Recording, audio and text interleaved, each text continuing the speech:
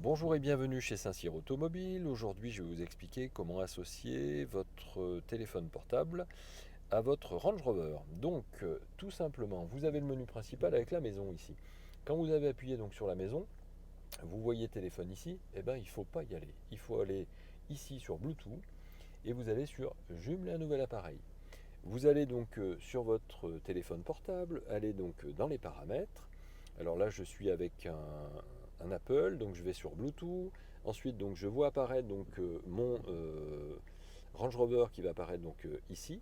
Et vous avez donc ici, vous voyez, utiliser votre appareil pour recharger donc Range Rover Velar. Donc vous avez Range Rover Velar qui apparaît ici, vous cliquez dessus, vous avez le code qui apparaît ici, le code qui apparaît ici, c'est le même, et bien vous faites jumeler. Et là vous faites oui, et votre connexion se fait donc automatiquement. Lorsque vous avez une invite pour autoriser la synchronisation, vous dites OK, comme ça il synchronise tous vos contacts, comme ça quand vous recevez un appel, vous savez qui vous appelle. Et donc là, vous avez votre téléphone donc, qui apparaît sur votre écran. Donc, lorsque vous êtes sur la petite maison et que vous voulez téléphoner, vous pouvez donc aller directement sur le téléphone ici et vous avez votre clavier numérique pour téléphoner. Vous avez vos contacts donc, qui vont apparaître ici par ordre alphabétique et vous avez les options ici qui vous permettront donc d'avoir la messagerie, de choisir un téléphone parce que si vous avez plusieurs téléphones qui sont jumelés, comme c'est le premier qui se connecte et que ce n'est pas forcément celui que vous voudriez, eh ben vous pouvez effectivement inverser les téléphones grâce à ça. Et enfin, vous pouvez donc rejeter automatiquement tous les appels lorsque vous êtes en train de rouler.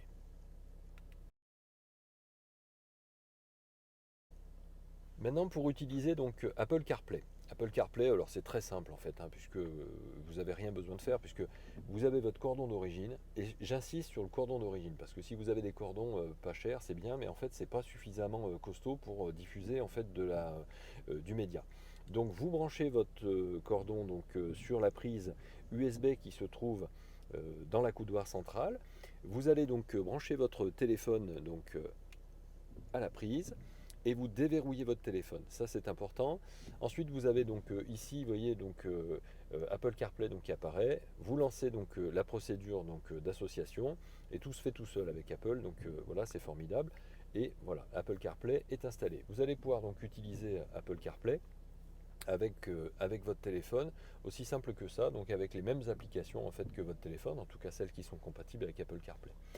Vous avez ici donc la possibilité soit de faire apparaître les widgets, donc avec votre GPS de prédilection. Si vous avez mis Waze par exemple, vous avez donc Waze qui va apparaître ici. Vous avez donc votre cellule ici qui vous permet de lire la musique de votre téléphone. Et puis vous avez aussi donc votre petit calendrier par exemple. Et si vous rappuyez dessus, vous faites apparaître toutes les petites icônes. La petite astuce aussi, si vous laissez le doigt appuyé ici, vous avez 10 Siri qui se met en route. Parce que des fois ça ne marche pas en l'appelant. Donc en laissant le doigt appuyé dessus, vous avez le 10 Siri qui se met en route. Bien sûr, lorsque vous avez votre messagerie, il vous suffira simplement d'appuyer ici et vous aurez donc un message vocal. Il vous suffira simplement de lire votre message et lui donc va l'enregistrer si vous l'avez déjà utilisé. C'est assez simple et sinon vous avez votre téléphone ici avec vos favoris, vos récents, vos contacts et votre clavier numérique. Voilà pour Apple CarPlay. Maintenant, je vais vous expliquer comment on supprime un téléphone portable. Pareil, vous allez dans Bluetooth, vous avez ici les appareils jumelés, et vous avez donc effacé les appareils. Donc soit vous déconnectez votre appareil tout simplement, soit vous retournez donc dans Bluetooth, où vous faites marche arrière, et vous effacez donc votre appareil, tout simplement. Voilà, maintenant je vais vous expliquer comment associer un téléphone Android à votre Range Rover. Alors pour Android et donc Android Auto, c'est un petit peu plus complexe en fait qu'avec Apple. Mais c'est pas compliqué non plus. Vous allez donc toujours dans Bluetooth, vous allez donc dans jumeler appareil. Sur votre Android, ce que vous faites, la petite astuce, la plupart des Android fonctionnent comme ça, vous glissez vers le bas et vous laissez le doigt appuyé sur le Bluetooth. Laissez le doigt appuyé dessus, ça ouvre le masque automatiquement de l'association.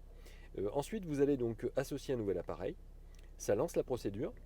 Lui a déjà lancé donc la procédure d'association et vous voyez apparaître Range Rover Velar ici.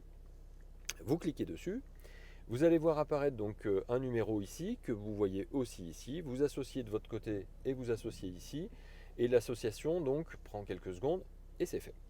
Bien sûr, d'accès, donc l'accès à toutes les notifications, d'accès aux messages, d'accès à votre compte contact, faites-le. Comme ça, lorsque vous avez quelqu'un qui vous appelle, vous avez les contacts qui apparaissent à votre écran. Une fois que vous avez fait ça, si vous voulez avoir donc Android Auto, il vous faudra donc brancher votre téléphone au cordon d'origine de votre voiture. Je dis le cordon d'origine parce que, encore une fois, si vous avez un cordon qui est trop faible en termes comment dire, d'épaisseur ici, le flux de médias ne sera pas suffisant, donc ça ne marchera pas.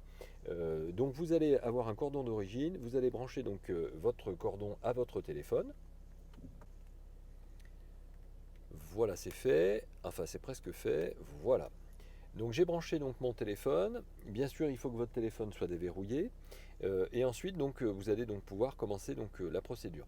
La procédure, c'est quoi? C'est que dès que vous branchez en fait votre téléphone à votre voiture, vous allez avoir ici sur votre écran, vous voyez, activer le Bluetooth et associer donc synchroniser, ce qu'on vient de faire, c'est-à-dire qu'on a synchronisé notre appareil avec la voiture, et autoriser la voiture à accéder aux notifications. Vous faites suivant, et une fois que vous avez fait ça, il va vous demander d'autoriser le transfert en fait des données depuis votre téléphone jusqu'à la voiture. Et il faudra donc activer donc, cette fonction. Parfois il faut le faire tout le temps, parfois vous avez un appareil qui est suffisamment récent pour l'accepter une bonne fois pour toutes. Une fois que vous avez fait ça, vous voyez, le temps que ça se mette en route, c'est qu'au démarrage. Une fois que ça a été mis en route une fois, ça se fait en quelques secondes. Il n'y aura plus besoin de faire cette manipulation. Il vous suffira simplement de brancher votre téléphone. Une fois que vous avez donc accepté tout ça, vous voyez apparaître donc vos applications soit sous forme de widget, donc avec ici votre GPS préféré, et ici donc votre média, ou soit en cliquant ici sur le petit carré, vous allez voir apparaître, c'est plus ou moins long en fonction de la vitesse de votre téléphone. Ça vient pas de l'écran.